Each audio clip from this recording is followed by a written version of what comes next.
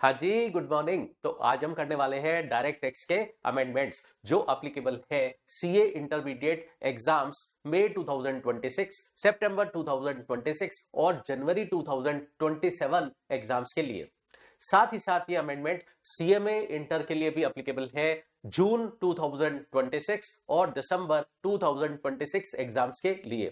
और इन अमेंडमेंट्स की PDF file आपको मिलेगी इसी वीडियो के नीचे, जो डिस्क्रिप्शन है उसमें आपको मिल जाएगी पीडीएफ फाइल। पहले आप वहां से डाउनलोड कर लेंगे, फिर आप अमेंडमेंट लेक्चर स्टार्ट करेंगे। ठीक है, चलिए। सबसे पहला अमेंडमेंट हुआ है हाउस प्रॉपर्टी हेड में सेक्शन 23 सबसेक्शन 2, जो आपके सेल्फ ऑक्यूपाइड प्रॉपर्टी और नॉट ऑक्यूपाइड प्रॉपर्टी मतलब एसओपी एनओपी प्रॉपर्टी की एनुअल वैल्यू नील लेने की बात करता है।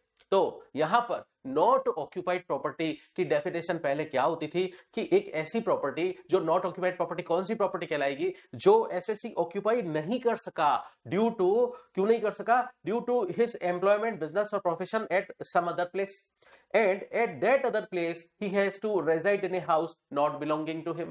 ये लैंग्वेज अब हटा दी गई है। पहले क्या था कि नॉट ऑक्यूपाइड प्रॉपर्टी कौन सी प्रॉपर्टी को माना जाएगा? जैसे मान लीजिए एसएससी का जोधपुर में मकान है, वो ऑक्यूपाई नहीं कर पाया। क्यों नहीं कर पाया? क्योंकि उसको मुंबई में जॉब था या बिजनेस और प्रोफेशन था, तो उसको वहां मुंबई में खुद किराए का मकान लेकर रहना पड़ा और यहां उसका जोधपुर वाला मकान ऑक्यूपाई वो नहीं कर पाया। तो वो जोधपुर वाला मकान ऑक्यूपाई नहीं कर पाया ड्यू टू बिजनेस और प्रोफेशन, एम्प्लॉयमेंट, जॉब की वजह से वो जोधपुर वाला मकान ऑक्यूपाई नहीं कर पाया। तो जोधपुर वाला मकान नॉट ऑक्यूपाइड प्रॉपर्टी कहलाता है। ठीक है, लेकिन यहां पर अमेंडमेंट हुआ है कि अब किसी भी रीजन की वजह से एसएससी अगर अपनी कोई प्रॉपर्टी ऑक्यूपाई नहीं कर पाता तो उसे नॉट ऑक्यूपाइड प्रॉपर्टी कहा जाएगा। ठीक है, तो जो वर्ड मैंने काट दिए हैं वो ठीक है, वो हट गए। अब उसकी जगह क्या हो गया? ड्यू टू एनी रीजन, किसी भी रीजन की वजह से अगर एसएससी की प्रॉपर्टी एसएससी ऑक्यूपाई नहीं कर पाता है तो वो नॉट ऑक्यूपाइड प्रॉपर्टी कहलाएगी। ठीक है, तो ये था अमेंडमेंट सेक्शन 23 सबसेक्शन 2 में नॉट ऑक्यूपाइड प्रॉपर्टी के लिए। अब बात करते हैं हम सैलरी हेड के अमेंडमेंट्स की। तो आ जाइए, सैलरी हेड के अमेंडमेंट्स हम डिस्कस करते हैं। सैलरी हेड में दो अमेंडमेंट हुए हैं मॉनेटरी लिमिट को लेकर। ठीक है, पहला अमेंडमेंट आपके स्पेसिफाइड एम्प्लॉय को डिटरमाइन हम करते थे, उसके लिए हम रेलेवेंट सैलरी लेते थे। अगर रेलेवेंट सैलरी 50,000 पर एनम को एक्सीड करती है तो वहां पर अमेंडमेंट हुआ है। तो हम रेलेवेंट सैलरी लेते थे, उसके लिए देखिए रेलेवेंट सैलरी हम क्यों लेते थे?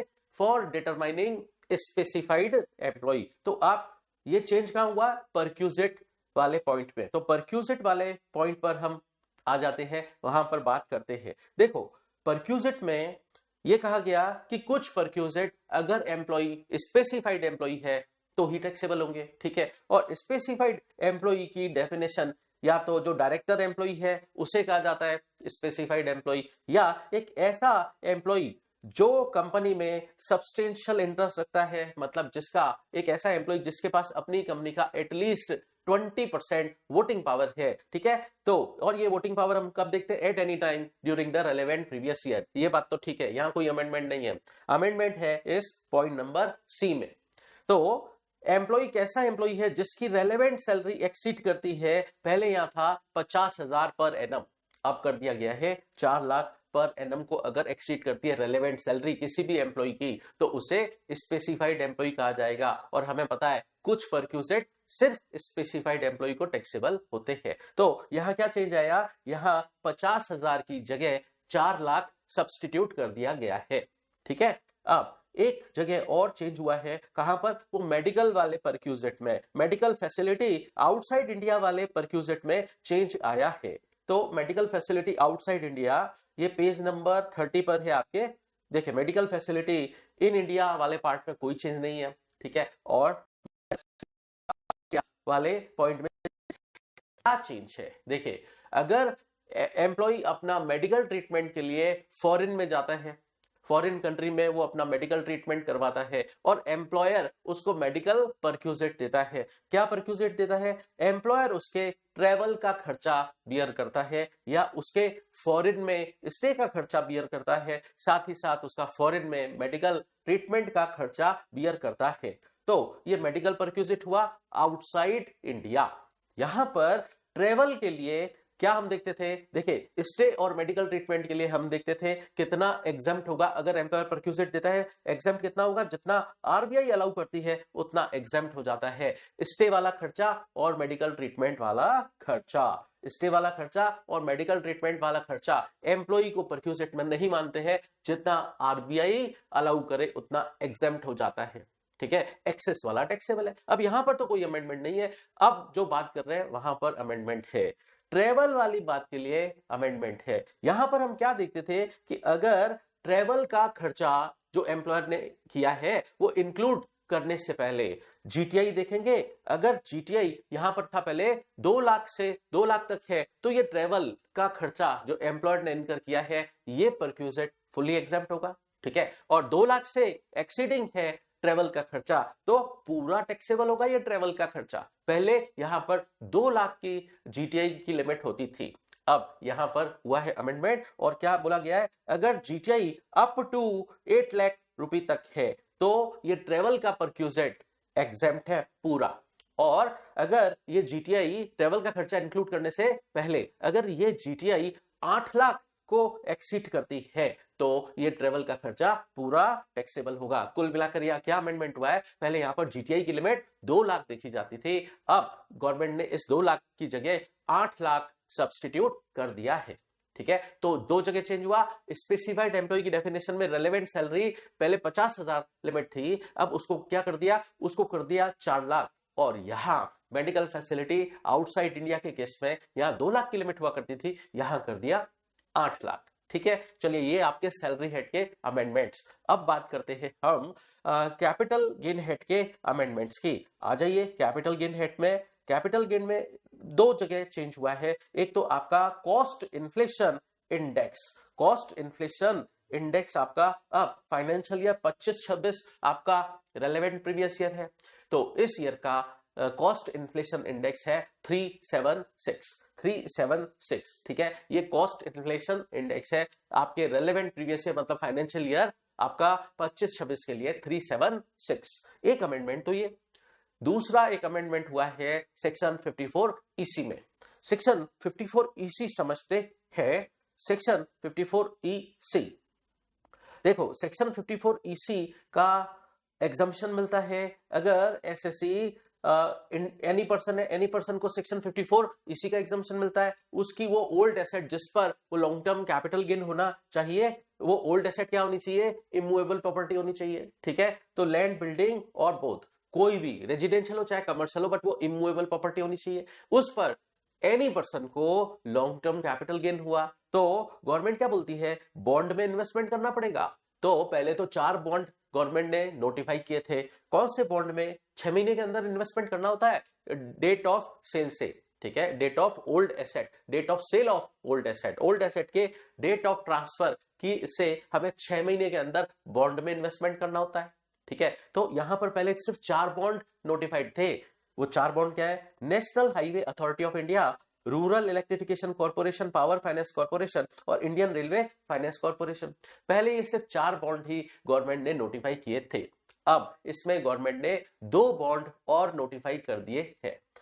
तो वो 2 बॉन्ड क्या है, हुडको के बॉन्ड और इरेडा के बॉन्ड, शॉर्ट में हम बोलेंगे हुडको और इरेडा के बॉन्ड गवर्नमेंट ने नोटिफाई कर दिए हैं। तो housing and urban development corporation limited हुडको, और ये इशूड होने चाहिए ऑन और आफ्टर 1 अप्रैल 2025।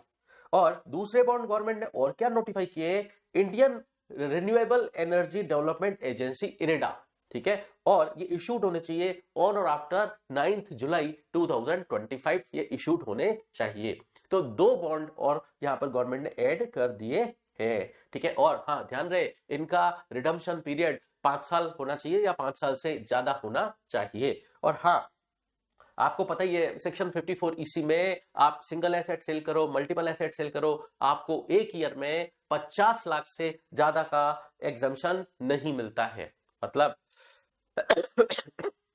आप इन्वेस्टमेंट ज्यादा से ज्यादा 50 लाख ही करें, क्यों, आपको 54 ईसी में एक पर्टिकुलर ईयर में 50 लाख से ज्यादा का एग्जम्पशन नहीं मिलता है।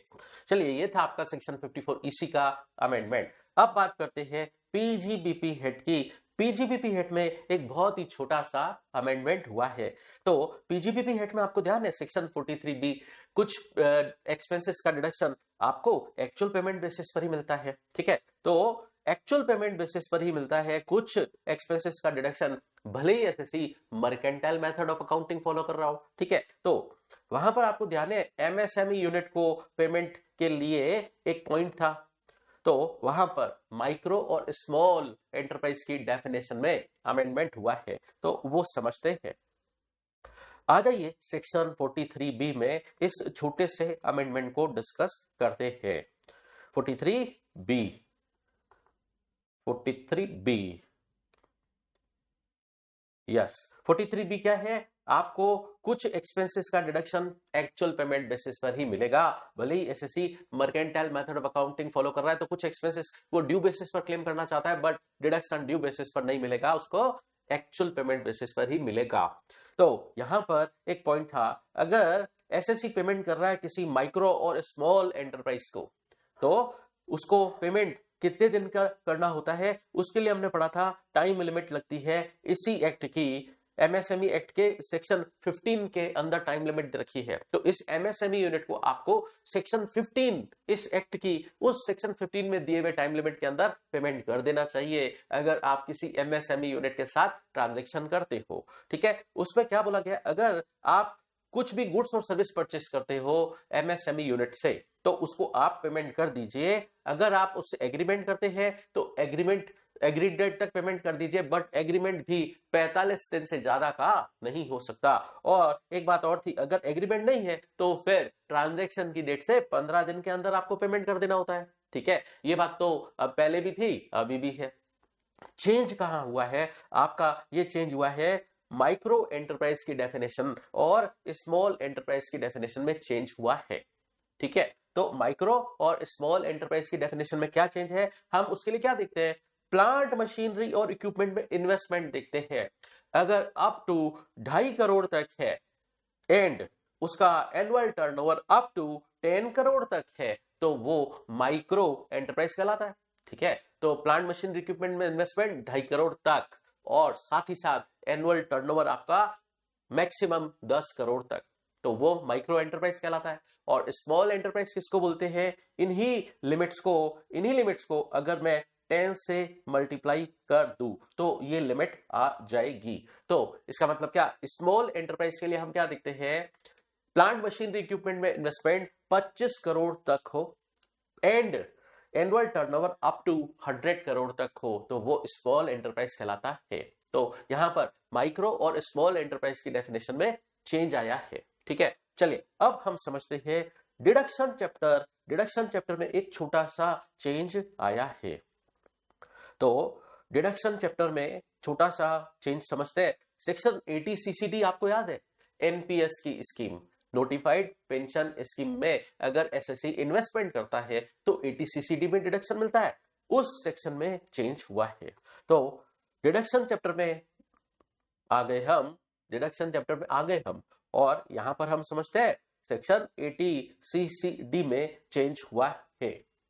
ठीक है, 80 सीसीडी में क्या चेंज हुआ है सुनिए।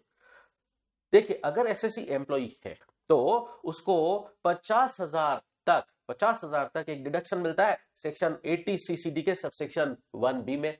ठीक है, ये इसके ओन कंट्रीब्यूशन का है। अच्छा, एम्प्लॉयर के कंट्रीब्यूशन का डिडक्शन तो 80 सीसीडी सबसेक्शन 2 में मिलता है, एसएससी के ओन कंट्रीब्यूशन का 80 सीसीडी सबसेक्शन 1B में, और 80 वो बेसिक 50,000 तक वाला और उसके बियॉन्ड उसके एक्स्ट्रा वाला जो है उसको बोलते हैं एडिशनल कंट्रीब्यूशन, और उसका डिडक्शन 80 सीसीडी सबसेक्शन 1 में मिलता है।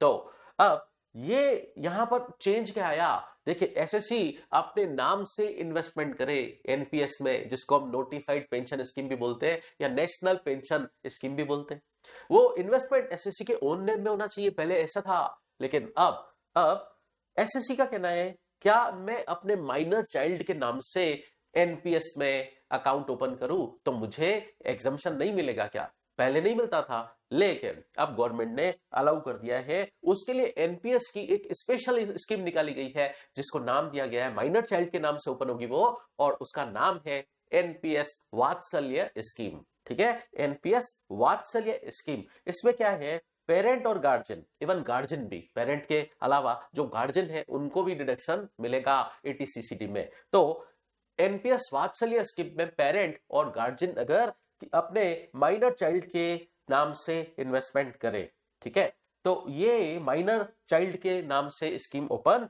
होगी।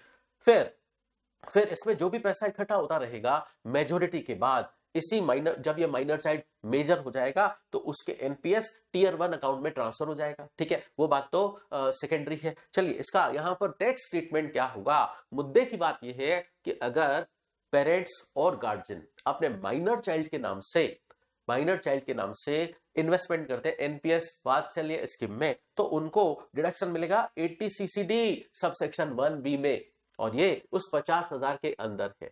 ठीक है, अब सुनिए, 50,000 एक्स्ट्रा नहीं है। अगर एसएससी खुद के लिए भी इन्वेस्टमेंट कर रहा है और माइनर चाइल्ड के नाम से भी इन्वेस्टमेंट कर रहा है, तो दोनों का 50,000 अलग नहीं है। ठीक है, मतलब खुद का भी और अपने माइनर चाइल्ड का भी एक ही 50,000 है।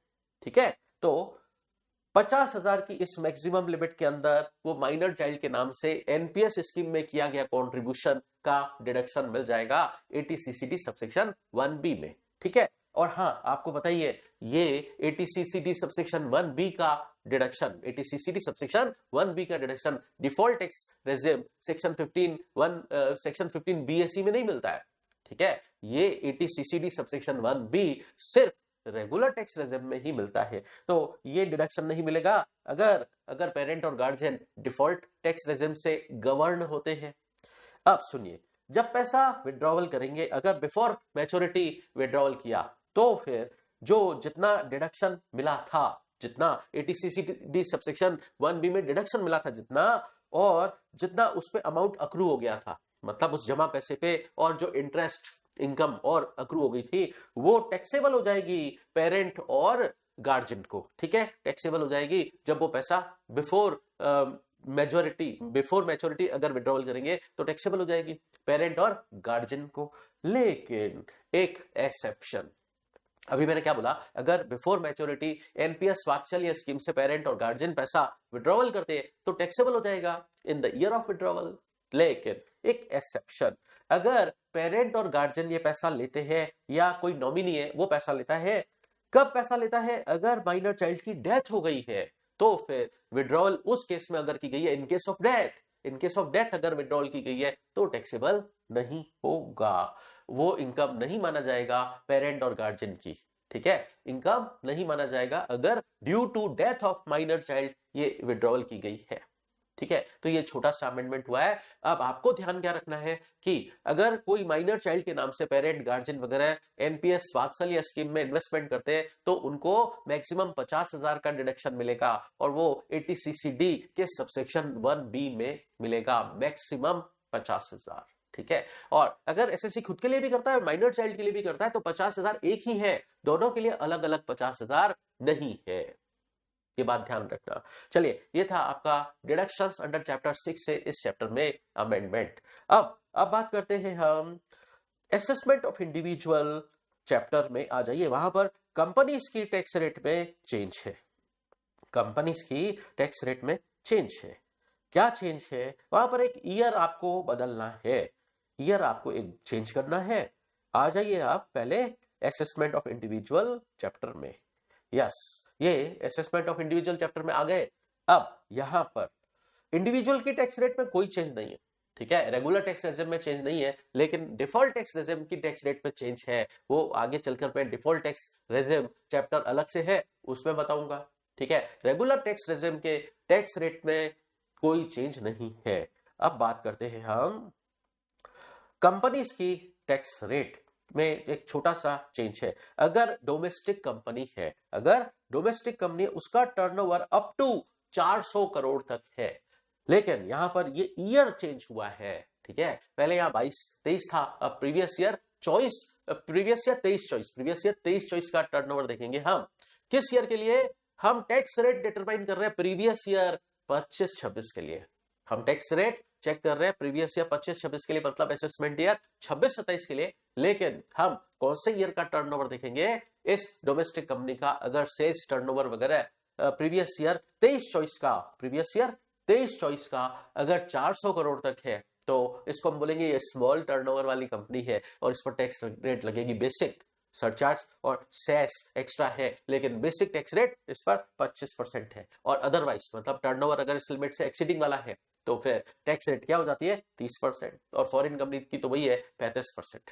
अब बात करते हैं सरचार्ज और सेस तो एक्स्ट्रा लगेगा, बस एक यहां पर ईयर आपको चेंज करना था, प्रीवियस ईयर 23-24 का टर्नओवर देखा जाएगा अप टू 400 करोड़, उससे डिसाइड होगा कि प्रीवियस ईयर 25-26 मतलब असेसमेंट ईयर 26-27 में टैक्स रेट क्या लगेगी। ठीक है, चलिए ये एक छोटा सा चेंज था। अब बात करते हैं हम एक मिनट, एनपीएस वात्सल्य स्कीम में आ जाइए। एक छोटा सा चेंज है और एक छोटा सा चेंज और है, मतलब उससे रिलेटेड ही है, बट वो चेंज हम बोले एग्जम्पशन चैप्टर में हुआ है, बट उसको हमने वही डिस्कस कर लिया है डिडक्शन वाले चैप्टर में, एनपीएस के साथ ही एटीसीसीडी के टाइम पर ही हमने वहां डिस्कस कर लिया है। तो एटीसीसीडी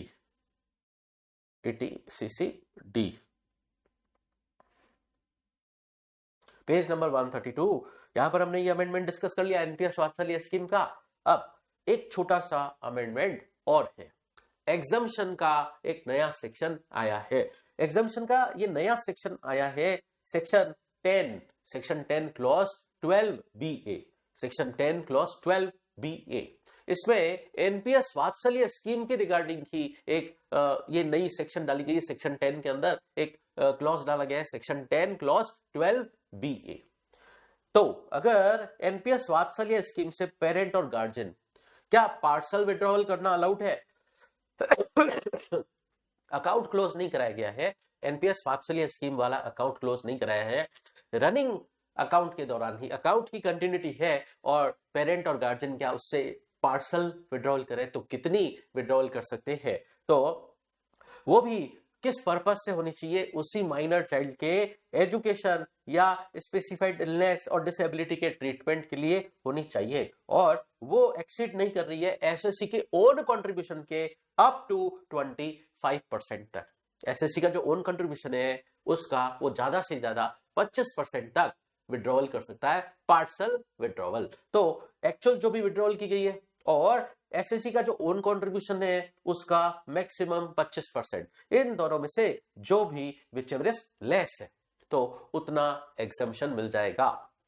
तो जितना एक्चुअल विड्रॉवल की और एसएससी का जो ओन कंट्रीब्यूशन है उसका 25%, दोनों में से जो विचएवर इज लेस है वो एग्जम्प्ट हो जाएगा। तो पार्सल विड्रॉवल इतनी एग्जम्प्ट हो जाएगी सेक्शन 10 क्लॉज 12BA में। ठीक है, तो एक ये छोटा सा अमेंडमेंट है आपके पेज नंबर 133 पर, एनपीएस वात्सल्य स्कीम को लेकर ही है। चलिए अब बात करते हैं हम डिफॉल्ट टैक्स रेजिम में आ जाइए।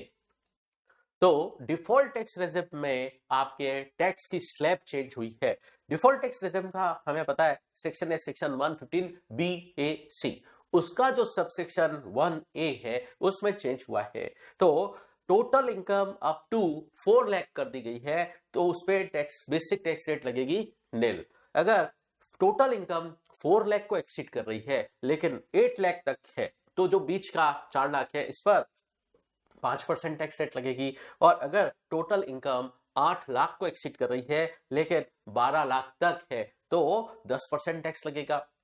ठीक है, और अगर 12 लाख को एक्सीड कर रही है लेकिन 16 लाख तक है तो उस डिफरेंस पर 15% टैक्स रेट लगेगी। ठीक है, और अगर टोटल इनकम जो 16 लाख को एक्सीड कर गया है जो पार्ट, लेकिन जो 20 लाख को एक्सीड नहीं हुआ है, 16 लाख से एक्सीड कर रहा है लेकिन 20 लाख को एक्सीड नहीं कर रहा है, उस इनकम पर 20% टैक्स रेट लगेगी।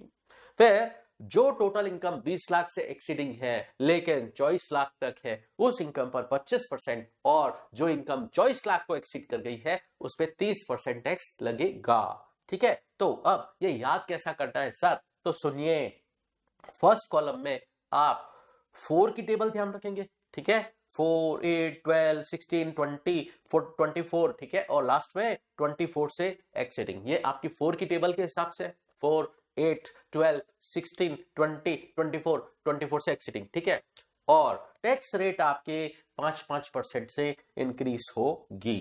ठीक है, पहले 0, फिर 5, फिर 10, फिर 15, फिर 20, 25, 30। ठीक है, तो फर्स्ट कॉलम के लिए आपको 4 की टेबल ध्यान रखनी है और टैक्स रेट के लिए आपको 5 की टेबल ध्यान रखनी है। ठीक है, और ये बात ध्यान रखना कि टोटल इनकम अगर 24 लाख को एक्सीड हो रही है तो 30% टैक्स लगेगा। अगर टोटल इनकम 24 लाख को एक्सीड हो रही है तो 30% टैक्स उस एक्सीडिंग वाली इनकम पर लगेगा। एक चेंज ये है। और अब जो 87A की टैक्स रिबेट है वो हमें पता है रेजिडेंट इंडिविजुअल को ही मिलती है। अब जो रेगुलर टैक्स रेजिम में है वो तो 12,500 तक मैक्सिमम मिलती है, जितना बेसिक टैक्स बना और 12,500 व्हिचएवर इज लेस। लेकिन डिफॉल्ट टैक्स रेजिम में ये 87A की टैक्स रिबेट ज्यादा मिलती है, तो यहां पर अमेंडमेंट हुआ है। तो अगर एसएससी डिफॉल्ट टैक्स रेजिम से गवर्न हो रहा है और उसकी टोटल इनकम 12 लाख तक है, 12 लाख को एक्सीड नहीं कर रही है, 12 लाख तक है, तो उसको रिबेट मिलेगी। कितनी मिलेगी? 87A की ये रिबेट मिलेगी बेसिक टैक्स का 100% और 60,000 which ever is less, maximum 60,000 basic tax तक मिलेगी ये टैक्स रिबेट 87A में। ठीक है, तो यहां पर चेंज हुआ है। अब ये 60,000 देखो, जिनकी टोटल इनकम 12 लाख तक है, 12 लाख तक आपके टैक्स 60,000 ही बनता है। ठीक है, ये आप कैलकुलेशन करके देख लो।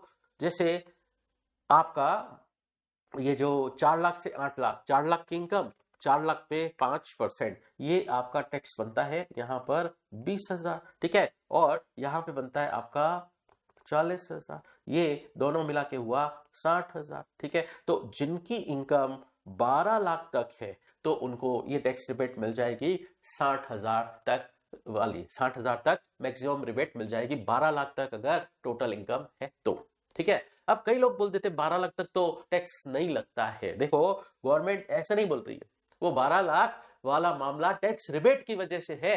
अब मान लीजिए आपकी इनकम 14 लाख है, तो ऐसा नहीं है कि 12 लाख तक टैक्स नहीं लगेगा, आपकी रिबेट कैंसिल हो जाएगी और आप पर 4 लाख तक टैक्स नहीं लगेगा और 4 लाख के से इनकम एक्सीड जो भी हो रही है उस पर इस तरीके से टैक्स लग जाएगा।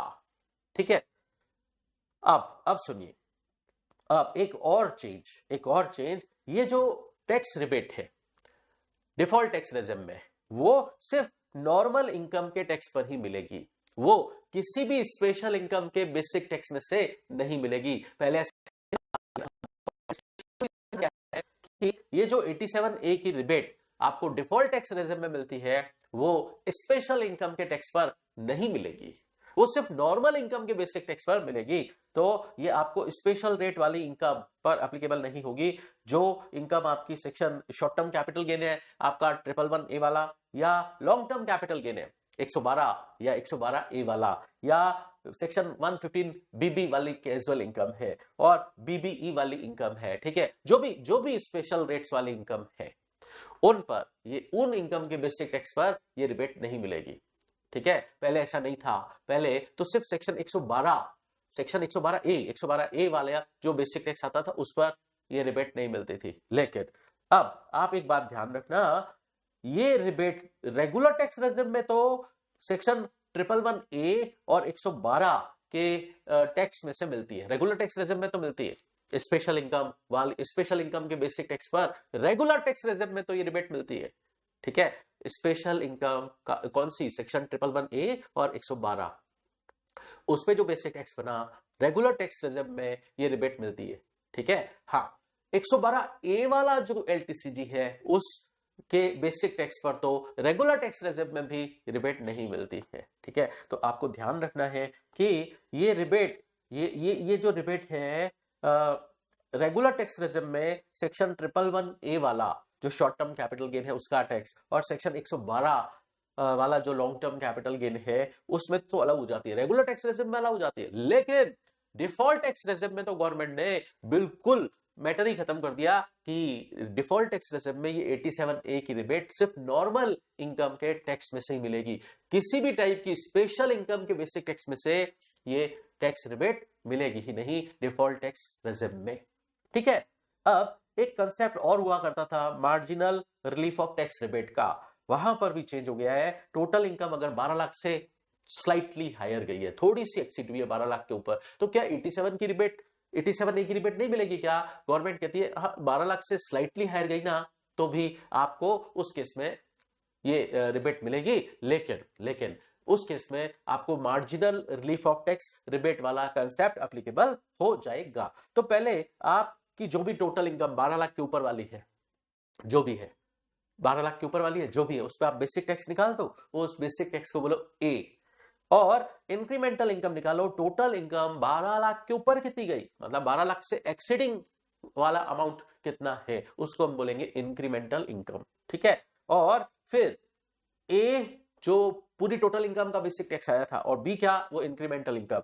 हम देखेंगे अगर ए बी से ज्यादा है, अगर ए बी से ज्यादा है तो टैक्स रिबेट मिल जाएगी ए माइनस बी। ठीक है, तो यहां पर चेंज है 12 लाख वाली बात, और यहां पर 12 लाख और यहां पर 60,000 ये चेंज हुआ है। ठीक है, तो डिफॉल्ट टैक्स रिजर्व में ये तीन चेंज है क्या, एक तो टैक्स रेट वाली बात, और ये 87 ए वाले टैक्स रिबेट वाली बात, और कि ये 87 ए की tax rebate default tax reserve में स्पेशल इनकम के टैक्स पर नहीं मिलेगी। ठीक है, और यहां पर marginal relief of tax rebate यहां पे भी अमाउंट को लेकर चेंज हुआ है।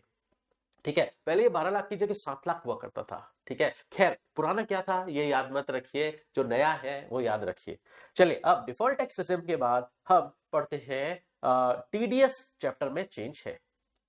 तो टीडीएस चैप्टर में सेक्शन 193, यहां पर देखो सेक्शन 193 का टीडीएस किस पे, इंटरेस्ट ऑन सिक्योरिटीज पर। यहां पर एक बात हुआ करती थी कि अगर पेयर वाइटली हेल्ड कंपनी है और पेई रेजिडेंट इंडिविजुअल या रेजिडेंट एचयूएफ है, और जो डिबेंचर है लिस्टेड हो चाहे अनलिस्टेड हो रिकॉग्नाइज्ड स्टॉक एक्सचेंज पर, और उस पर इंटरेस्ट अगर अकाउंट पे चेक से दिया जा रहा है, और अगर ये इंटरेस्ट एक्सीड नहीं करता है, पहले यहां 5,000 की लिमिट थी, इस 5,000 की जगह 10,000 कर दिया गया है। अगर इंटरेस्ट 10,000 को एक्सीड नहीं कर रहा है तो टीडीएस नहीं कटेगा, और अगर 10,000 को एक्सीड कर रहा है तो पूरे अमाउंट पे टीडीएस कटेगा। 11,000 है जैसे, तो पूरे 11,000 पे टीडीएस कटेगा। तो यहां पर थ्रेशोल्ड लिमिट पहले 5,000 थी, इसको 10,000 किया गया है।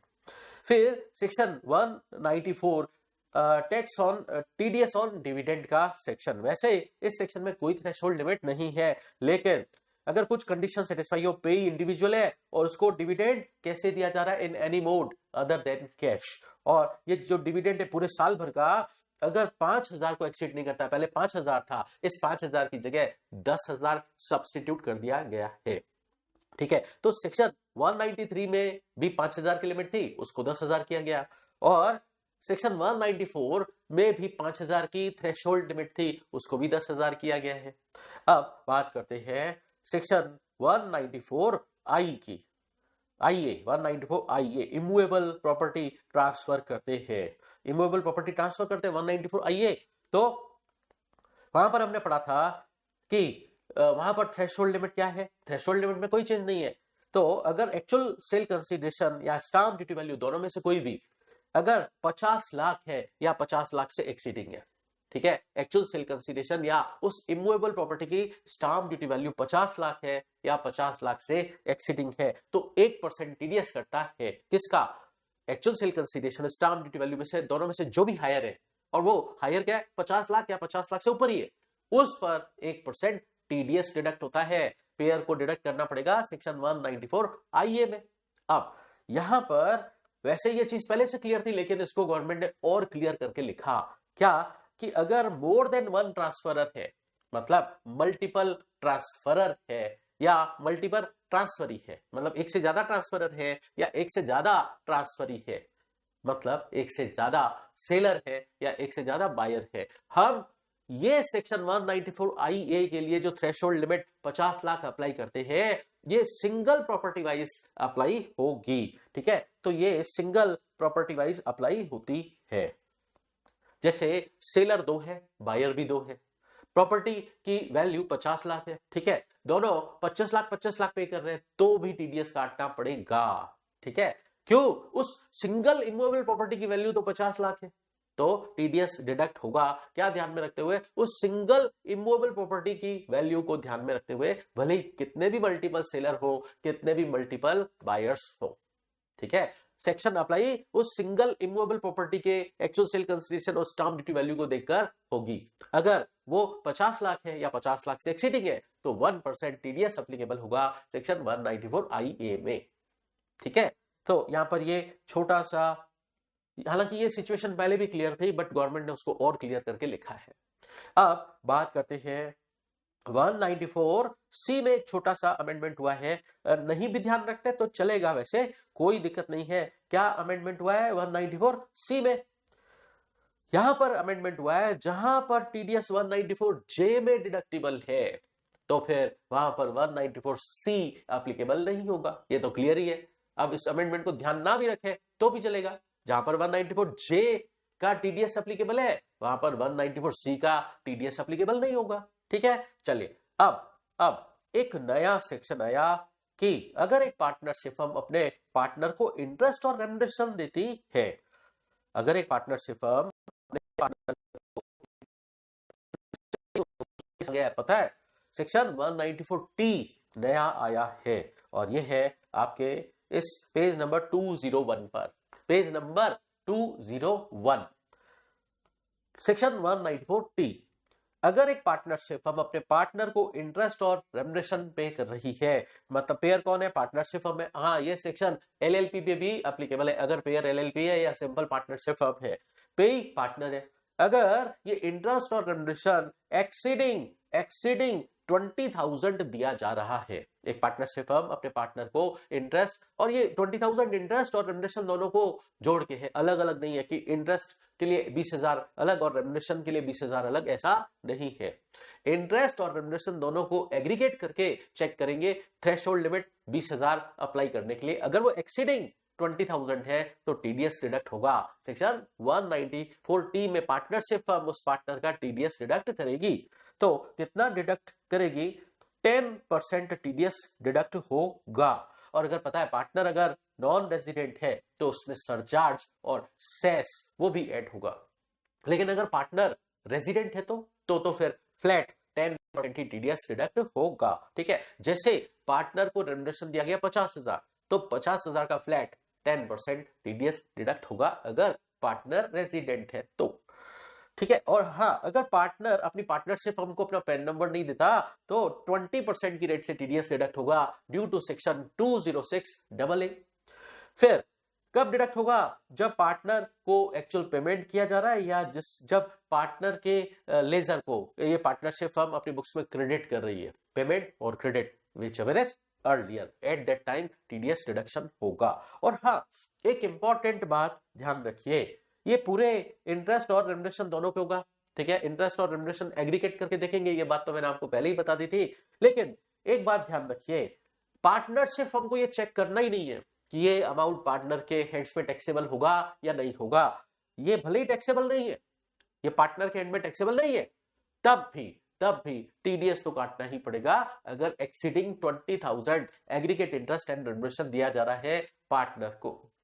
ठीक है, आपको ध्यान है कि पार्टनरशिप फर्म को इस इंटरेस्ट और रेम्युनरेशन का डिडक्शन मिलता है। क्यों मिलता है? क्योंकि पार्टनरशिप फर्म के लिए तो ये इंटरेस्ट और रेम्युनरेशन टू पार्टनर एक्सपेंडिचर है, तो पार्टनरशिप फर्म को तो इस एक्सपेंडिचर का डिडक्शन मिलता है। ठीक है, और हम पढ़ चुके हैं डिडक्शन कितना मिलता है, याद है? पीजीबीपी हेड में सेक्शन 40 स्मॉल बी पड़ी थी, सेक्शन 40 स्मॉल बी पड़ी थी। उसमें क्या था कि पार्टनरशिप फर्म को जितना डिडक्शन मिलेगा, वहां पर हमने मैक्सिमम सीलिंग लिमिट पड़ी थी, तो मैक्सिमम सीलिंग लिमिट के हिसाब से पार्टनरशिप फर्म को जितना डिडक्शन मिलता है पार्टनर को उतना ही टैक्सेबल होता है।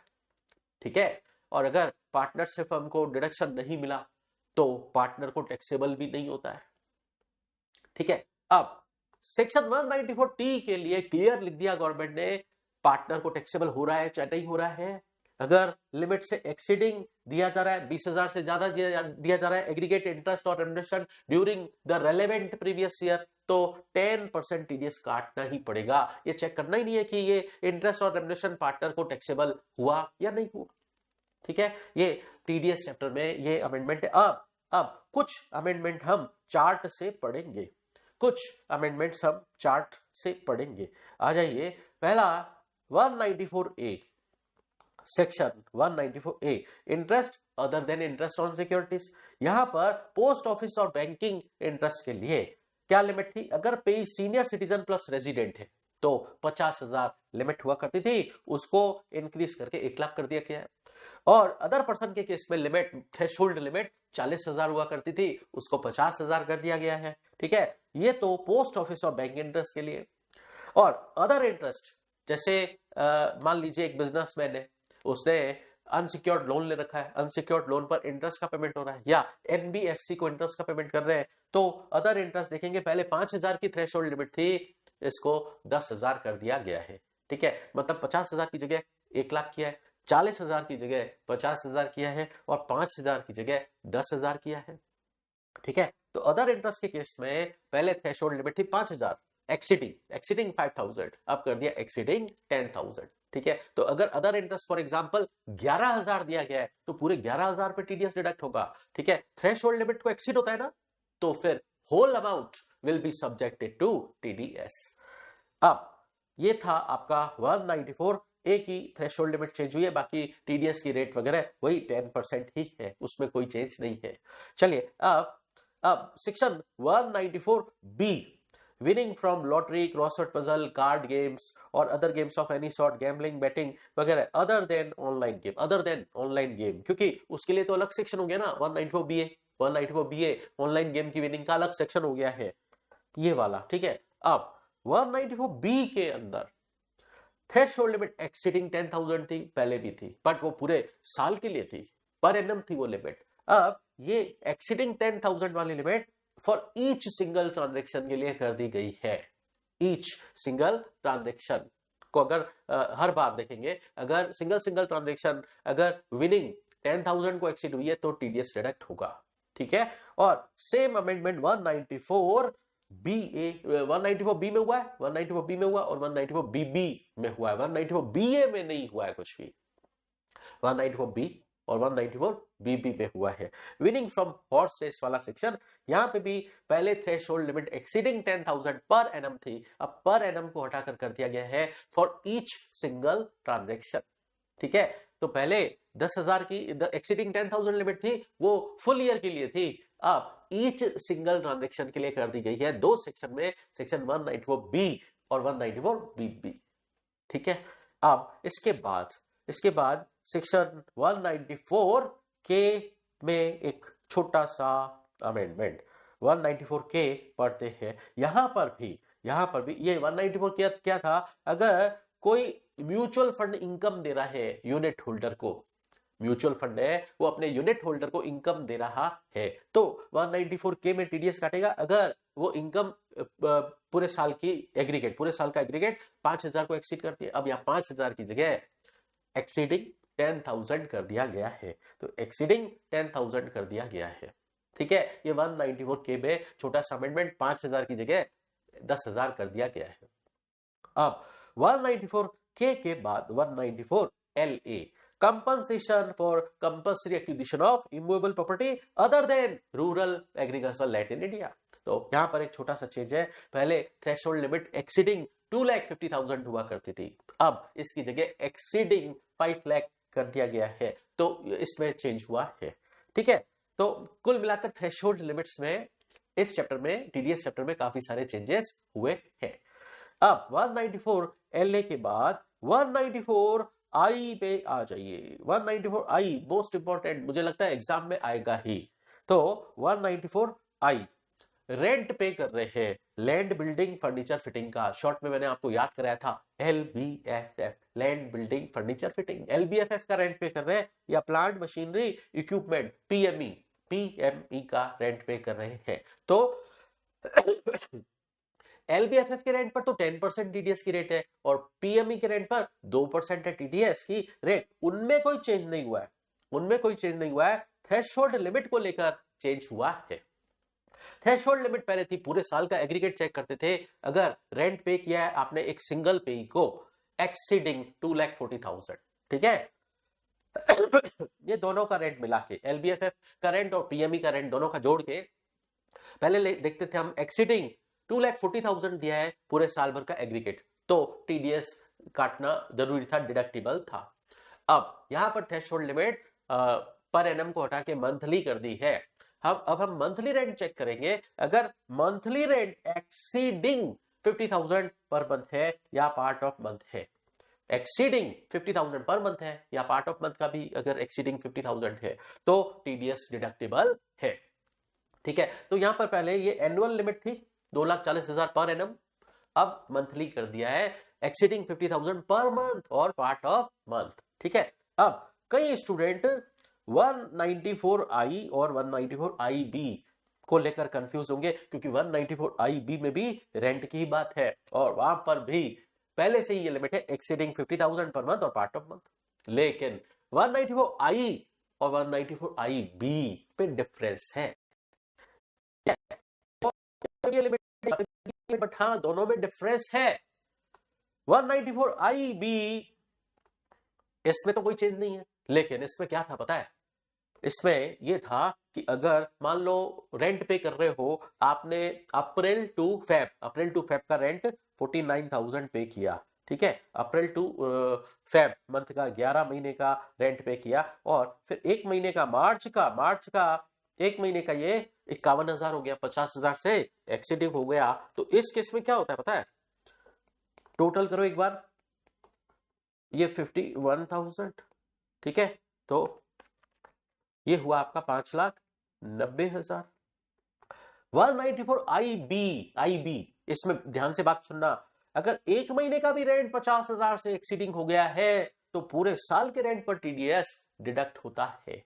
एक भी महीने का हो गया ना अगर rent monetary limit threshold limits exceeding, तो पूरे साल का रेंट 5,90,000 है, जैसे ये एग्जांपल दे रहा हूं मैं, तो इस पर टीडीएस डिडक्ट होगा पूरे 5,90,000 पर। ठीक है, कितना? 2%। ठीक है, अब 194I समझना। 194I का भी एग्जांपल लिख दूं मैं, देखो 194I के लिए एग्जांपल लिखता हूं मैं। जैसे 49,000 था आपका 9 महीने के लिए और फिर 51,000 हो गया 3 महीने का, तो 49,000 इंटू 9 ये 4,41,000 और ये 51,000 इंटू 3 51,53,000। ठीक है, तो पूरे साल का कितना हुआ? 51,000 इंटू 3 और ये पूरे साल का 5 लाख, पूरे साल का हुआ 5,94,000। अब ध्यान से सुनना, यहां पर पूरे साल का जो रेंट है 5,94,000, उस पर टीडीएस नहीं होगा। सिर्फ उन्हीं महीनों का रेंट जिस महीने का एक्सीड हो रहा है 50,000 से एक्सीड हो रहा है, जिस महीने का, सिर्फ उसी महीने के रेंट पर टीडीएस कटेगा। आपको 194I और 194IB को डिफरेंशिएट करना पड़ेगा। 194IB में तो क्या हुआ था कि अगर एक महीने का भी रेंट 50,000 से एक्सीडिंग है तो पूरे साल के रेंट पर टीडीएस एप्लीकेबल हो गया। लेकिन 194I में जिस महीने का रेंट 50,000 से एक्सीडिंग है, सिर्फ उसी महीने के रेंट पर टीडीएस डिडक्ट होगा। ठीक है, डिफरेंस समझ आ गया होगा। अब बात करते हैं हम 194I की बात हो गई, अब 194J की बात करते हैं। आपको ध्यान है प्रोफेशनल फीस का पेमेंट करते हैं, टेक्निकल फीस, रॉयल्टी वगैरह, डायरेक्टर रेम्युनरेशन वगैरह का पेमेंट करते हैं, उस पे थ्रेशोल्ड लिमिट थी एक्सीडिंग 30,000 फॉर ईच आइटम। अब इस 30,000 की जगह क्या कर दिया? एक्सीडिंग 50,000 फॉर ईच आइटम कर दिया है। और हाँ, डायरेक्टर रेम्युनरेशन पर कोई थ्रेशोल्ड लिमिट नहीं है, पहले भी नहीं थी, अभी भी नहीं है। ठीक है, तो पहले 194J में थ्रेशोल्ड लिमिट थी एक्सीडिंग 30,000 फॉर ईच आइटम, अब कर दिया है एक्सीडिंग 50,000 फॉर ईच आइटम। ठीक है, पूरे साल का एग्रीगेट। ठीक है, पूरे साल का एग्रीगेट। अब 194J के बाद 194J के बाद 3 सेक्शन है कमीशन को लेकर। 3 सेक्शन है कमीशन को लेकर, कौन सी? 194D, 194G और 194H। अब इन 3 सेक्शन जो कमीशन से रिलेटेड है, पहली है 194D इंश्योरेंस कमीशन, दलाल, इसलिए 194D दलाल को, इंश्योरेंस एजेंट को कमीशन मिल रहा है। तो यहां पर पहले थ्रेशोल्ड लिमिट थी एक्सीडिंग 15,000, 15,000 से एक्सीडिंग, अब 15,000 की जगह 20,000 कर दिया है, एक्सीडिंग 20,000। और 194G गवर्नमेंट चलाती है lottery, G stands for government चलाती है लॉटरी टिकट, तो उसका कमीशन है कमीशन वाली जितनी भी सेक्शन है ना, वहां पर पहले थ्रेशोल्ड लिमिट थी एक्सीडिंग 15,000, 15,000 से एक्सीडिंग, लेकिन अब क्या कर दिया है 20,000। और कमीशन और ब्रोकरेज की एक जनरल सेक्शन है सेक्शन 194H, उसमें भी थ्रेशोल्ड लिमिट एक्सीडिंग 15,000 थी, अब वहां पे भी एक्सीडिंग 20,000 कर दिया है। मतलब कमीशन और ब्रोकरेज की जितनी भी सेक्शन है, 3 सेक्शन है, 194D, 194G, 194H, उन तीनों सेक्शन में थ्रेशोल्ड लिमिट पहले एक्सीडिंग 15,000 थी, अब उसको एक्सीडिंग 20,000 पर एनम कर दिया है पूरे साल का एग्रीगेट। हाँ, टैक्स रेट में कोई चेंज नहीं है, एक छोटा सा चेंज है। क्या? अगर पेई डोमेस्टिक कंपनी होता है, पेई अगर डोमेस्टिक कंपनी है तो टीडीएस की रेट 10% है, इस 194D में टैक्स रेट चेंज हुई है। और अगर पेई अदर है तो पहले 5% थी टीडीएस की रेट, अब यहां पे 2% हो गई है। ठीक है, ध्यान रहे ये चेंज सिर्फ 194D के लिए हुआ है। ठीक है, 194D के लिए 5% की जगह 2% है, और हाँ ये जो G और H है इसमें तो 2% है। ठीक है, चलिए अब टीडीएस को लेकर ये हमने बात की, टीडीएस के सेक्शन में अधिकतर थ्रेशोल्ड लिमिट को लेकर चेंज आया। अब बात करते हैं हम आगे। आपको ध्यान है एक सेक्शन हुआ करती थी, सेक्शन 206AB।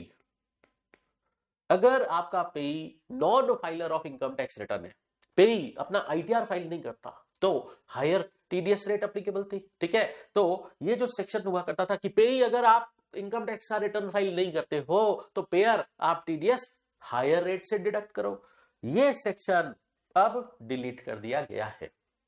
ये सेक्शन 206AB अब डिलीट कर दिया है। अगर आपके बुक में दे रखा है कहीं तो उसे हटा देना, अब ये डिलीट हो गया है। अब बात करते हैं हम टीसीएस चैप्टर के अमेंडमेंट्स की। आ जाइए टीसीएस चैप्टर के अमेंडमेंट डिस्कस करते हैं।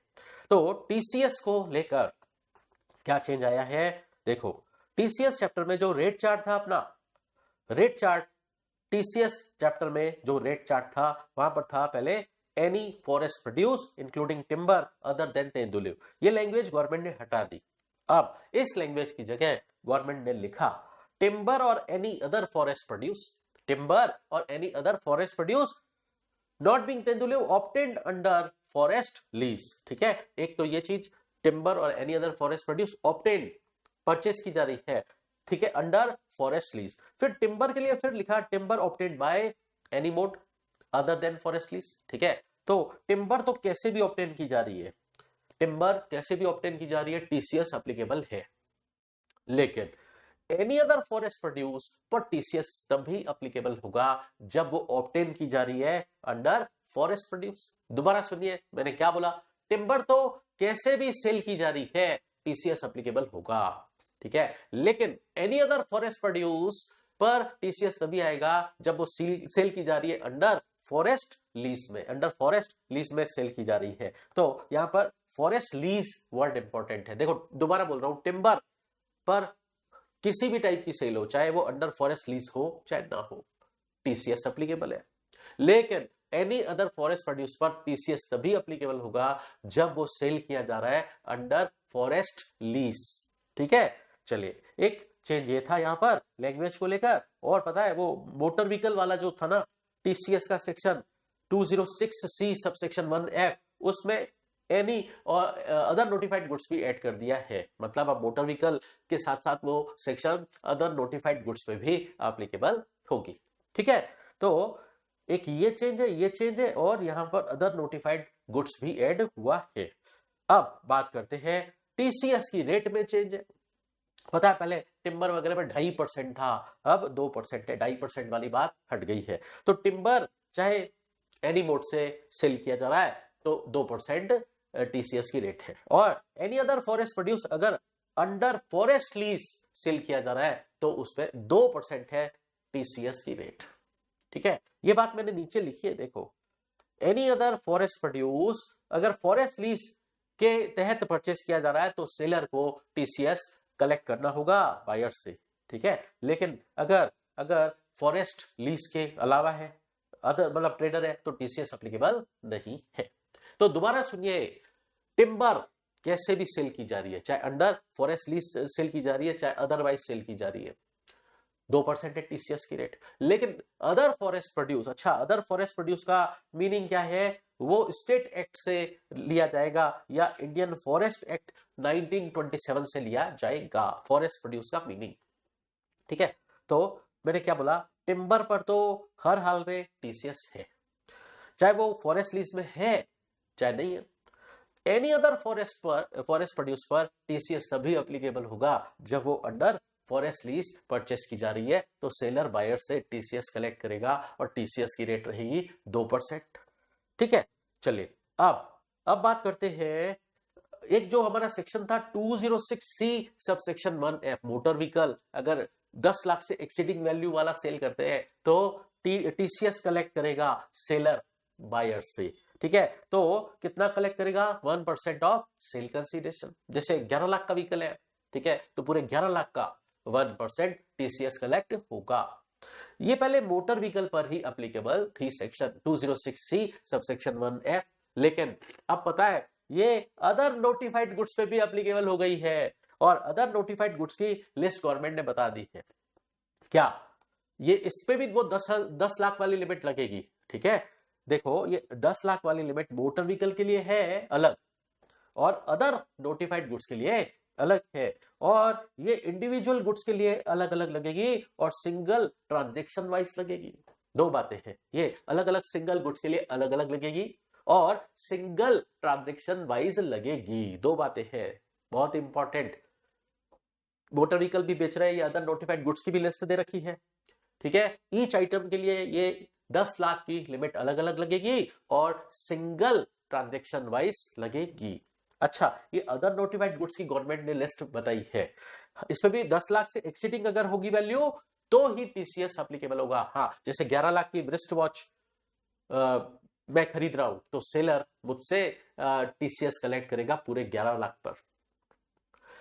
एनी आर्ट पीस, जैसे कोई एंटिक पीस है, पेंटिंग है, स्कल्पचर है, या कोई कलेक्टिबल आइटम है, जैसे कॉइन वगैरह, पुराने कॉइन होते हैं, स्टैम्प वगैरह होते हैं, या आपका यॉट है, यॉट एक तरीके की बोट है बड़ी, रोइंग बोट, ठीक है, कूनो, हेलीकॉप्टर वगैरह, ये बड़े बड़े आइटम लोग परचेस करते हैं और इनकी वैल्यू अगर 10 लाख से एक्सीडिंग है तो टीसीएस एप्लीकेबल होगा पूरे सेल कंसीडरेशन का 1%। या एनी पेयर ऑफ सनग्लासेस है, ठीक है, वो है ना काला चश्मा, तो काला चश्मा सनग्लासेस वगैरह आपने परचेस किए, उसकी वैल्यू सिंगल ट्रांजैक्शन वाइज अगर 10 लाख को एक्सीड करती है तो टीसीएस एप्लीकेबल हो जाएगा। पूरे सेल वैल्यू पर 11 लाख का चश्मा खरीदा तो 11 लाख पर 1% टीसीएस लगेगा। या कोई बैग, हैंडबैग है, पर्स है, ठीक है, तो फॉर एग्जांपल मेरी वाइफ ने 15 लाख का बैग परचेस किया, पर्स परचेस किया, तो टीसीएस एप्लीकेबल होगा, सेलर उनसे टीसीएस भी कलेक्ट करेगा। या एनी पेयर ऑफ शूज, लोग महंगे महंगे शूज परचेस करते हैं 10 लाख से ऊपर के, तो उस केस में ये टीसीएस एप्लीकेबल होगा। और एनी स्पोर्ट वेयर इक्विपमेंट वगैरह, जैसे गोल्फ किट परचेस किया या स्काई वेयर परचेस किया तो वैल्यू 10 लाख से एक्सीड है, टीसीएस एप्लीकेबल होगा। होम थिएटर सिस्टम परचेस किया 10 लाख से एक्सीडिंग वैल्यू का, या हॉर्स परचेस किया, हॉर्स, ठीक है, हॉर्स रेसिंग के लिए, उसको रेस क्लब में रेसिंग कराएंगे उस हॉर्स को, या हॉर्स परचेस किया फॉर पोलो, तो टीसीएस एप्लीकेबल होगा। हाँ, इन पे वैल्यू एक्सीडिंग 10 लाख है तो टीसीएस एप्लीकेबल होगा। तो अदर नोटिफाइड गुड्स भी सेक्शन 206C सबसेक्शन 1F में ऐड कर दिए गए हैं। ठीक है, एक चेंज ये। अब एक बात और थी कि अगर एलआरएस के थ्रू फॉरेन रेमिटेंस करते हो या ओवरसीज टूर प्रोग्राम पैकेज, मतलब मैं बात करता हूं सेक्शन 206C सबसेक्शन 1G की, ठीक है, 206C सबसेक्शन 1G, इसमें अमेंडमेंट हुआ है। पहले क्या करते थे आप, फॉरेन रेमिटेंस करते थे under liberalised remittance scheme LRS के तहत, फॉरेन में पैसा भेजते थे, एजुकेशन के पर्पस से भेजते थे, और वो एजुकेशन से पे पर्पस से आप फॉरेन रेमिटेंस कर तो रहे हो, लेकिन वो फंड आपने जुटाया कहां से है, उसके लिए आपने एजुकेशनल लोन लिया है, एजुकेशनल लोन से पैसा आपने जुटाया है, और वो आप एजुकेशन के पर्पस से फॉरेन में रेमिटेंस कर रहे हो। ठीक है, तो ये पैसा आपने लोन लेकर अरेंज किया है और एजुकेशन के पर्पस से आप फॉरेन रेमिटेंस कर रहे हो, इस पे अब टीसीएस हट गया है। पहले पहले 0.5% हुआ करता था, अब निल हो गया है। अब नया वाला ही याद रखना, अब निल हो गया इस पे। लेकिन अगर एजुकेशन के पर्पज से वो लोन लेकर नहीं जुटाया पैसा, ऐसे ही एजुकेशन के पर्पज से फॉरेन रेमिटेंस कर रहे हैं या मेडिकल ट्रीटमेंट के पर्पज से कर रहे हैं, यहां पर पहले 7 लाख की थ्रेशोल्ड लिमिट हुआ करती थी, उसको इंक्रीज करके गवर्नमेंट ने 10 लाख कर दिया है। तो अगर 10 लाख से एक्सीडिंग वाले अमाउंट पर ही टीसीएस एप्लीकेबल है 5%, ठीक है। जितना 10 लाख को एक्सीड हो रहा है उस पर 5% टीसीएस है। फिर अदर पर्पस है, मतलब अदर देन एजुकेशन और मेडिकल पर्पस, तो उस केस में 10 लाख से एक्सीडिंग वाला जो अमाउंट है, 10 लाख से एक्सीडिंग वाला जो अमाउंट है उस पे 20% टीसीएस एप्लीकेबल होगा, ठीक है। तो और आपको पता है ये जो एजुकेशन और अदर पर्पस वाली बात है, एजुकेशन पर्पस कुछ भी हो, एजुकेशनल है, मेडिकल है, चाहे अदर पर्पस है, ये जो थ्रेशोल्ड लिमिट है 10 लाख वाली, वो कंबाइंड थ्रेशोल्ड लिमिट होती है, ठीक है। तीनों पर्पसेस के लिए 10 लाख की लिमिट कंबाइंड थ्रेशोल्ड लिमिट है, ठीक है। ये बात तो पहले भी थी, बट हाँ 7 लाख का 10 लाख हो गया है। अब सुनिए ओटीपीपी, ओटीपीपी मतलब ओवरसीज टूर प्रोग्राम पैकेज। तो सेलर बायर से टीसीएस कलेक्ट करेगा, यहां पे भी पहले 7 लाख की लिमिट थी, अब इसको 10 लाख किया है, ठीक है। तो 10 लाख तक भी टीसीएस है 5%, 10 लाख से एक्सीडिंग वाले अमाउंट पे 20% है। अब इसको ऐसे समझो, अगर सेलर ऑफ ओटीपीपी बायर को ऐसा पैकेज, टूर पैकेज दे रहा है जिसकी वैल्यू 10 लाख तक है, तो उस पे 5% टीसीएस एप्लीकेबल होगा। लेकिन अगर उस टूर पैकेज की वैल्यू 12 लाख तक है तो 10 लाख तक 5%, और 10 लाख के ऊपर जो अमाउंट गया उस पे 20% टीसीएस एप्लीकेबल होता है, ठीक है। तो कुल मिलाकर यहां पर तो 10 लाख पर भी टीसीएस एप्लीकेबल है 5%, 10 लाख से ऊपर वाले अमाउंट पे 20%। ओटीपीपी वाले मामले में एक तो ये चेंज है। अब एक और बात डिस्कस करते हैं, ओटीपीपी वाला मैटर हो गया। अच्छा, अब आप 2 सेक्शन नोट करें, टीसीएस चैप्टर से हट गई है। कौन सी? एक तो आपका 206 सीसीए सेक्शन हुआ करती थी, हायर टीसीएस वाली, कि अगर कलेक्टर को कलेक्टी आईटीआर फाइल नहीं करता है, कलेक्टी जिसका टीसीएस कलेक्ट होना है वो अपना इनकम टैक्स का रिटर्न फाइल नहीं करता, तो जो टीसीएस कलेक्टर है उसका हायर रेट से टीसीएस कलेक्ट करेगा, ठीक है। तो ये जो सेक्शन थी ये डिलीट हो गई है, और एक सेक्शन और डिलीट हुई है, आपको ध्यान है, वो जो सेक्शन 206 सी सब सेक्शन 1H हुआ करती थी, किस पे? TCS on sale of goods, ये भी गवर्नमेंट ने हटा दी है, क्योंकि परचेस जो करता है बायर उस पे टीडीएस की सेक्शन एप्लीकेबल है 194 क्यू। पहले सब कंफ्यूज होते थे, बायर को बोलते हैं 194 क्यू में टीडीएस काटो, और इधर सेलर को बोलते हैं कि बायर से आप टीसीएस कलेक्ट करो। तो उलझन चल रही थी बहुत ही ज्यादा कि टीडीएस एप्लीकेबल होगा या टीसीएस एप्लीकेबल होगा। अब गवर्नमेंट ने क्लियर कर दिया है, जो बायर है वो परचेस पर टीडीएस डिडक्ट कर दे 194 क्यू में, इसलिए सेलर आप सेक्शन 206C सबसेक्शन 1H में बायर से टीसीएस कलेक्ट मत करना। तो ये टीसीएस की सेक्शन 206C सबसेक्शन 1H हट गई है, ठीक है। तो टीसीएस चैप्टर में 2 सेक्शन हट गई है। अब बात करते हैं हम आईटीआर फाइलिंग वाला आपका चैप्टर है, आईटीआर फाइलिंग वाला चैप्टर, उसमें 2 छोटे छोटे चेंजेस है। एक चेंज तो बहुत ही ज्यादा इंपॉर्टेंट है।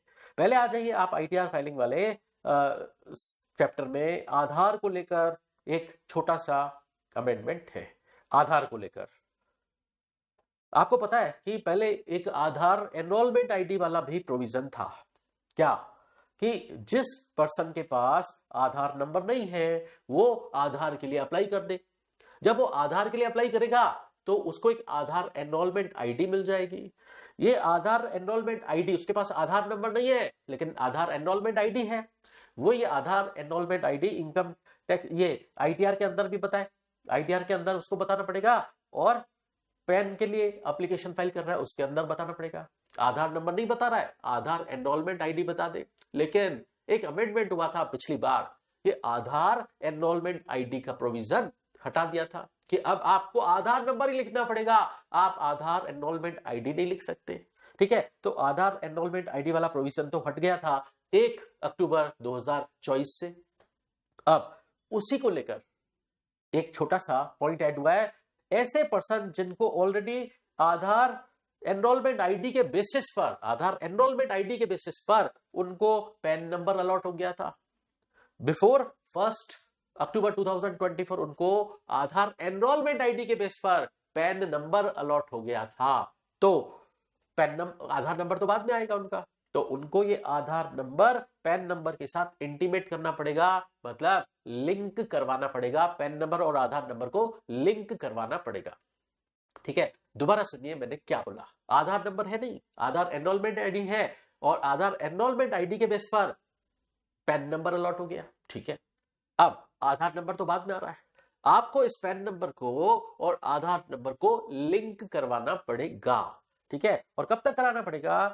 अप टू 31 दिसंबर 2025 और डेट नोटिफाइड बाय सीबीडीटी, दोनों में से जो भी बाद में हो। मतलब सीबीडीटी ने अपने पास पावर रिजर्व रखा है, फ्यूचर में और डेट नोटिफाई कर सकते हैं। अभी तक तो 31 दिसंबर 2025 है, आगे और डेट नोटिफाई कर देंगे तो आपको तब तक पैन नंबर और आधार नंबर को लिंक करवाना पड़ेगा। ठीक है, हाँ, बट उस केस में वो 1000 रुपए की लेट फीस माफ नहीं होगी, वो तो लगेगी ही।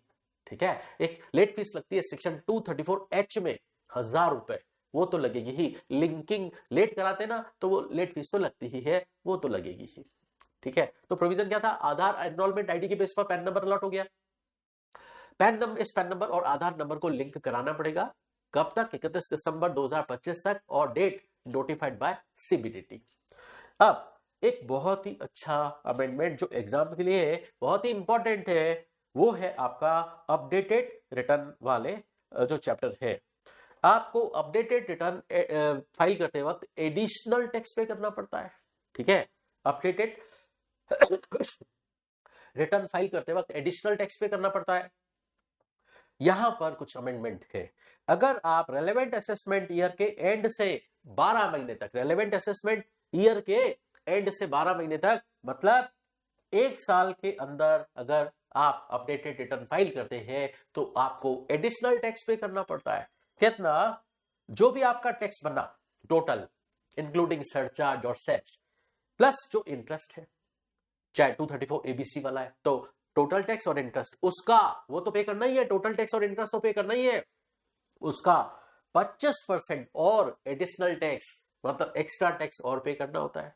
ठीक है, अगर आप updated return relevant assessment year के एंड से 1 साल के अंदर फाइल कर देते हो तो, और अगर 2 साल तक फाइल करते हो, मतलब 24 महीने from end of relevant assessment year, तो 50% आपको एडिशनल टैक्स लगता है, टोटल टैक्स और इंटरेस्ट का 50% एडिशनल टैक्स और देना पड़ता है। पहले आप ये 24 महीने तक ही फाइल कर सकते थे updated return from end of relevant assessment year. अब पता है गवर्नमेंट ने ये अपडेटेड रिटर्न फाइल करने का टाइम बढ़ाया है। अपडेटेड रिटर्न अब कब तक फाइल हो सकता है? पता है अपडेटेड रिटर्न का सेक्शन क्या है? सेक्शन 139 सबसेक्शन 8 है। ठीक है, तो 139 सबसेक्शन 8 में आप कब तक फाइल कर सकते हैं? पहले था up to 24 months from end of relevant assessment year, अब 24 मंथ्स का डबल कर दिया है, 48 months from end of relevant assessment year. मतलब अब क्या हो गया? अब नई पोजीशन क्या है? रेलेवेंट असेसमेंट ईयर के एंड से 48 महीने के अंदर आप अपडेटेड रिटर्न फाइल कर सकते हैं। 48 महीने मतलब 4 साल। अगर रेलेवेंट असेसमेंट ईयर के एंड से 4 साल हुआ, मतलब प्रीवियस ईयर के एंड से 5 साल तक आप अपडेटेड रिटर्न फाइल कर सकते हैं। ठीक है, मैंने क्या बोला? रेलेवेंट असेसमेंट ईयर के एंड से 4 साल तक, यानी रेलेवेंट प्रीवियस ईयर के एंड से 5 साल तक अपडेटेड रिटर्न फाइल हो सकता है। ये यहां पर एक छोटा सा अमेंडमेंट हुआ। तो अब अगर आप इतना लेट अपडेटेड रिटर्न फाइल करोगे तो आपका क्या एडिशनल टैक्स बढ़ जाएगा ना? एडिशनल टैक्स बढ़ जाएगा। तो उसको लेकर सेक्शन 140B, सेक्शन 140B के सब सेक्शन 3 में अमेंडमेंट हुआ कि अगर आप और लेट करते हो और लेट करते हो का क्या मतलब, अगर आप रेलेवेंट असेसमेंट ईयर के एंड से 3 साल तक फाइल करते हो अपडेटेड रिटर्न, मतलब 36 महीने तक, तो आपको 60% एडिशनल टैक्स देना होगा। और अगर आप 4 साल तक फाइल करते हो रेलेवेंट असेसमेंट ईयर के एंड से 4 साल तक, मतलब 48 मंथ्स तक फाइल करते हो अपडेटेड रिटर्न, तो उस सिचुएशन में एडिशनल टैक्स और बढ़ जाएगा 70%। ठीक है, तो उस केस में 70% हो जाएगा। तो कुल मिलाकर एडिशनल टैक्स 25%, 50%, 60%, 70%। ठीक है, तो ये दो नई रॉ और ऐड हो गई है 60% और 70% वाली। ठीक है, तो पहले तो ये दो ही था। ठीक है, पहले आप 2 साल तक ही फाइल कर सकते थे updated return relevant assessment year के एंड से, अब तो 4 साल तक फाइल कर सकते हो ना updated return, but additional tax तो बढ़ जाएगा। ठीक है, चलिए अब एक इंपॉर्टेंट बात सुनिए, बहुत ही खास बात है आपकी। एक स्टडी मटेरियल में नोट करें, स्टडी मटेरियल में आपको इस अपडेटेड रिटर्न पर एक प्रैक्टिकल क्वेश्चन करना है। ठीक है, वो क्वेश्चन नोट करें। स्टडी मटेरियल में एक इलस्ट्रेशन नंबर है आपका 3, जो कि आपके स्टडी मटेरियल में पेज नंबर 8.22 पर दे रखा है। ठीक है, मिस्टर ऋषि वाला कोई क्वेश्चन है, मिस्टर ऋषि। ये अपडेटेड रिटर्न पर बहुत अच्छा क्वेश्चन इंस्टीट्यूट ने इंक्लूड किया है, ये एक कर लेना आप। ठीक है, अच्छा अब कुछ ये अमेंडमेंट तो आपके हो गए। अब एक बात सुनिए, अभी जो इनकम टैक्स एक्ट 2025 आ रहा है और उसका जो बजट आया अभी 1 फरवरी 2026 को जो बजट आया वो आपके काम का नहीं है। ठीक है, उससे रिलेटेड कोई भी चेंज आपको ध्यान नहीं रखना है। अब पिछले बजट में कुछ कुछ बातें बहुत इंपॉर्टेंट इंक्लूड हुई थी, वो एक बार दोबारा सुन लीजिए। एक तो बायबैक वाला प्रोविजन, तो बायबैक को लेकर एक सेक्शन है, सेक्शन 46A। बायबैक का सेल कंसीडरेशन अब निल माना जाएगा। ठीक है, तो sale consideration deemed to be nil माना जाएगा। अब आप इसमें से कॉस्ट लेस करोगे तो आपको कैपिटल लॉस ही आएगा। कैपिटल लॉस वाली सिचुएशन बनेगी, चाहे फिर वो शॉर्ट टर्म है चाहे लॉन्ग टर्म है। उस शेयर्स के होल्डिंग पीरियड को देखते हुए गेन का नेचर तो लॉन्ग टर्म शॉर्ट टर्म हो सकता है, लेकिन वो लॉस ही आएगा।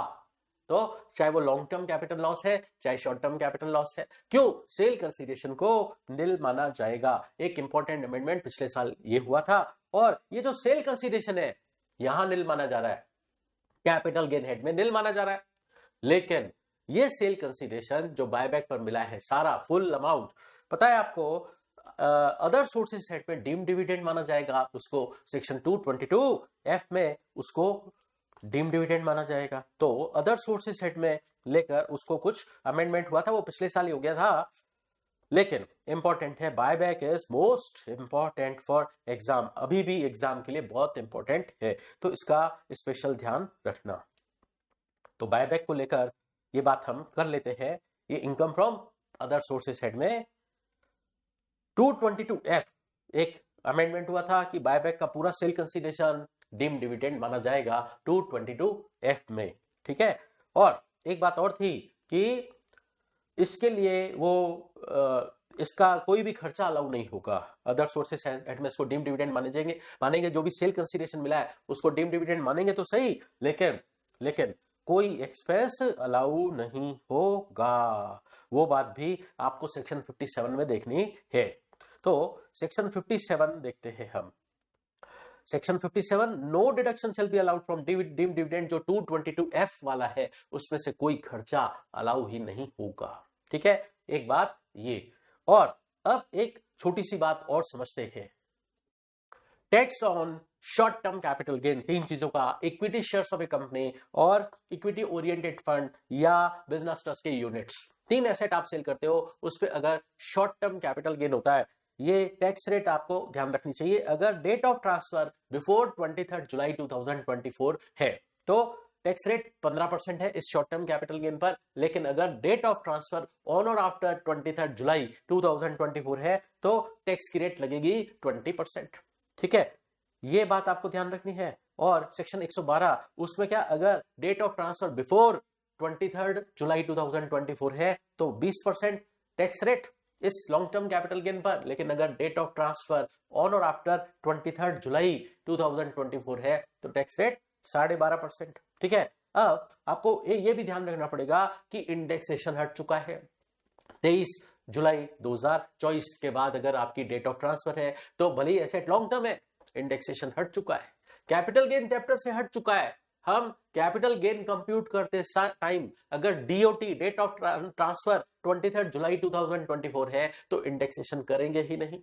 कैपिटल गेन कंप्यूट करते टाइम इंडेक्सेशन नहीं करेंगे अगर डेट ऑफ ट्रांसफर ऑन और आफ्टर 23 जुलाई 2024 है। लेकिन अगर इमूवेबल प्रॉपर्टी है उसका एलटीसीजी है तो गवर्नमेंट ने टैक्स कंप्यूट करते टाइम ऑप्शन दिया है।